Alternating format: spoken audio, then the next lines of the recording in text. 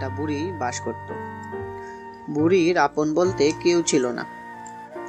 সেই বুড়ি কিছু হাঁস মুরগি লালন পালন করত, আর সেই হাঁস মুরগির ডিম বিক্রি করে বুড়ি কোনো মতে চলত। বুড়ির বাড়ির পাশেই একটা ঘন জঙ্গল, আর সেই জঙ্গলেই থাকতো একটা রাক্ষস।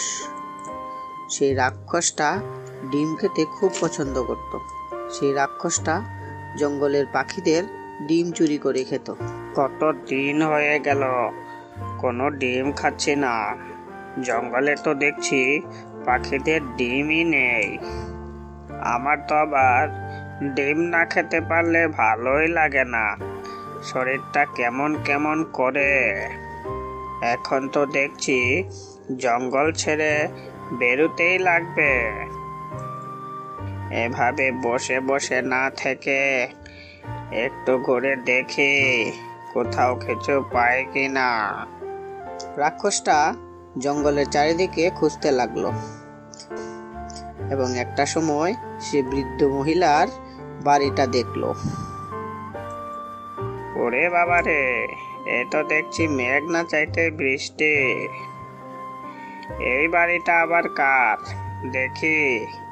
বৃদ্ধ মহিলা যখন ঘুমাচ্ছিল, সেই ফাঁকে রাক্ষসটা সেখানে চলে আসে এবং এসে দেখে যে তার ঘরের কোণে একটা ঝুড়ির মাঝে কিছু ডিম রাখা। তাই সে ডিমগুলো নিয়ে পালিয়ে যায়। আরে, আমার ডিমগুলি কোথায় গেল? এখানে তো ঝুড়ির মাঝে অনেকগুলা ডিম ছিল, আমার ডিমগুলা কোথায় গেল? বুড়ি বাড়ির চারিদিকে ঘুরতে লাগলো। সে কোথাও ডিমগুলি না দেখতে পেয়ে সেই রাক্ষসের জঙ্গলে চলে যায়।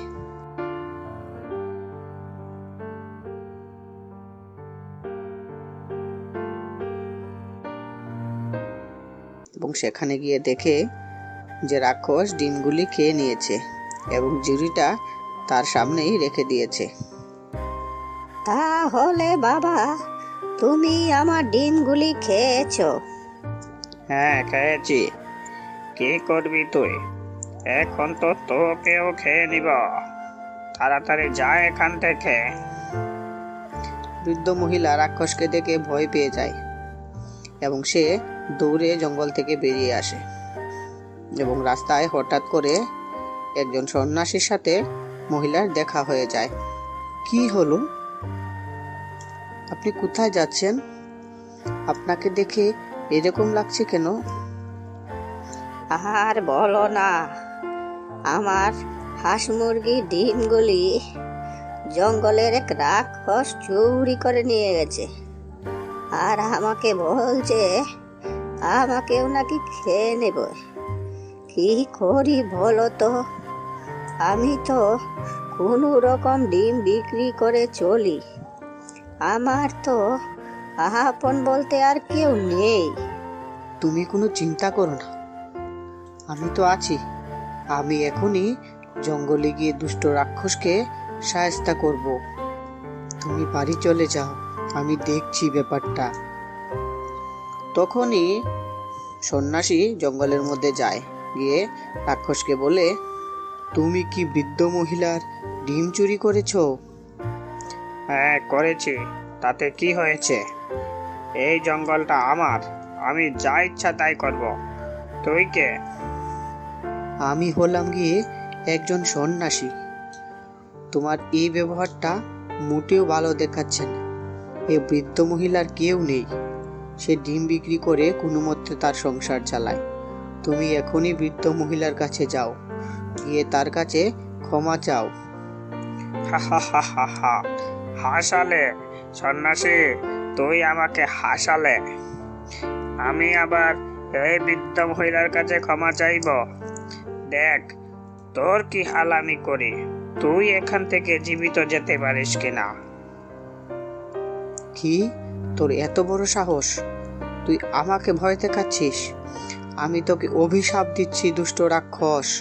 যেভাবে তুই ডিম চুরি করে খাস, এভাবেই তুই জঙ্গলে জঙ্গলে ডিম দিয়ে বেড়াবি। তোর আর রেহাই নেই। যা এখান থেকে, তোর কথায় কি আর এইসব হয়? সন্ন্যাসী তাকে অভিশাপ দিয়ে সেখান থেকে চলে আসে। ঠিক 2-1 মাস পরই রাক্ষস দেখে যে তার পেট অনেকটা মোটা হয়ে গেছে। তখন হঠাৎ করে তার মনে পড়ে যায় যে সন্ন্যাসী তাকে অভিশাপ দিয়েছিল এবং এই কারণেই তার পেট এত মোটা হয়েছে।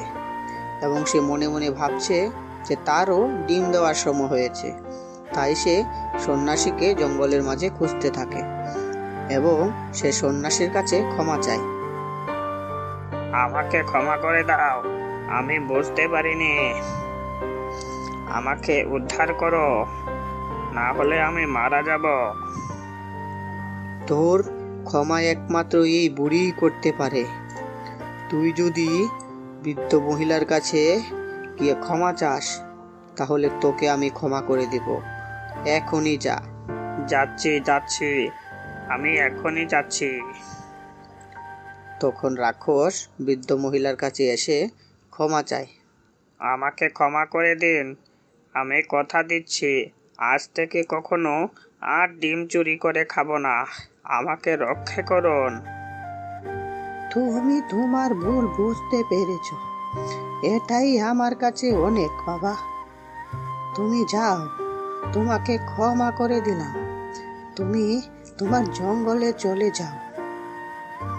এই বলে বুড়ি তাকে ক্ষমা করে দেয় এবং রাক্ষস তার জঙ্গলের দিকে আস্তে আস্তে চলে যায়।